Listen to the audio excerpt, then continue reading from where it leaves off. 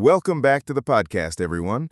I'm Yogesh, and this is episode 3 of our series on internal communication strategies. And I'm Lily. Today's topic is one that's both exciting and essential. Leadership communication, setting the tone from the top. Absolutely.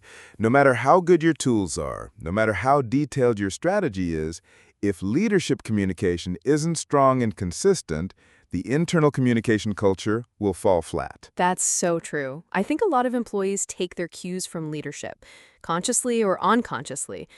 What leaders say and don't say sets the rhythm of the organization. Exactly. So in this episode, we'll focus on 5 key areas: why leadership communication is foundational, common gaps between leaders and teams, key practices for impactful leadership messaging, leading in moments of change and uncertainty, creating a communication rhythm from the top. Let's dive in.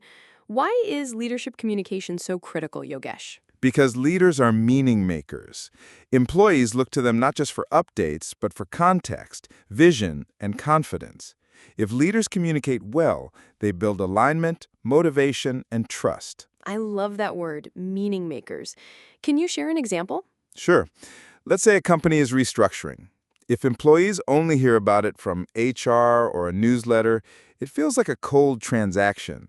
But if the CEO or a department head explains the why, acknowledges the impact, and shows empathy, it transforms fear into understanding. That's so true. And silence from leaders can be just as harmful as bad communication, right? Worse, sometimes. Silence creates a vacuum, and vacuums get filled with rumors, assumptions, and anxiety. That's a hard truth. So, what are the most common gaps between leaders and teams? Great question. The big ones are overestimation of message clarity. Leaders assume they've been understood. Lack of visibility. Employees rarely see or hear directly from top leadership. Infrequent communication. Long gaps lead to disengagement. Tone mismatch. Leaders use language that feels robotic or overly polished. Let's talk about tone. What's a better alternative to that corporate speak? Authenticity. Speak like a human, not a press release. For example, instead of saying, Q2 showed promising synergies, say, we made solid progress in Q2, and here's what that means for us. That's so much more relatable. So, what are the best practices for strong leadership communication? There are 6 keys. Be visible, show up often, not just in crises. Be proactive. Don't wait for people to ask. Be transparent, share the why, not just the what. Be consistent, align your message across platforms. Be empathetic, acknowledge emotions and concerns, and be a listener. Two-way dialogue is key. That's a solid checklist. Do you have a story where this played out well?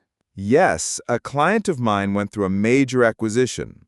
The CEO held weekly video updates with a personal tone. He invited questions and responded directly. The result? Even amid change, trust levels remained high and employee engagement actually improved. That's incredible. It shows that leadership communication isn't just about information, it's about emotion and connection. Exactly. Especially during change or crisis. That's when leadership communication matters most. Let's zoom in on that. How should leaders communicate during uncertain times? 3 things matter most.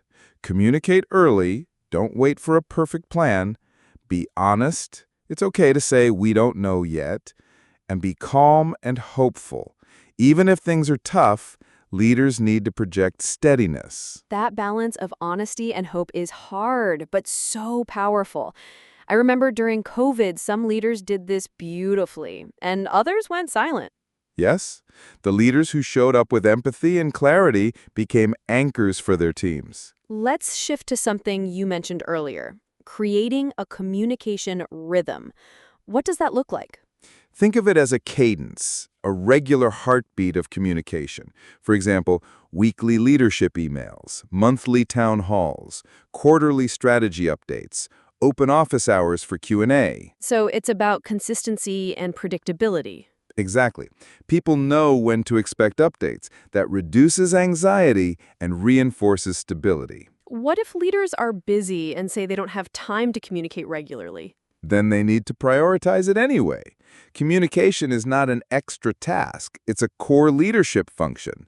If you can't do it personally, delegate content creation, but stay visible and connected. That's a mindset shift, isn't it? Communication is leadership. It really is.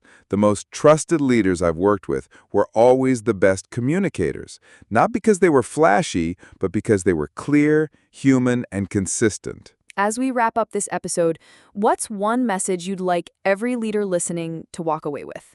Lead with your words. Your team watches not just what you do, but what you say and how often you say it. So speak with purpose, and don't underestimate the power of a well-timed, sincere message. Beautifully said. And to our listeners, take a moment this week to evaluate.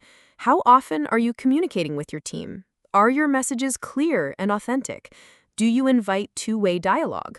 Thank you, Lily. To our listeners, and don't wait for a crisis to become a better communicator. Start building that habit now. If you found this episode of Corporate Communication useful, don't forget to join us at leadershipacademy.tagbizsutra.com. Do share it with your friends and colleagues, and leave your review. Until next time, lead with clarity and speak with intention.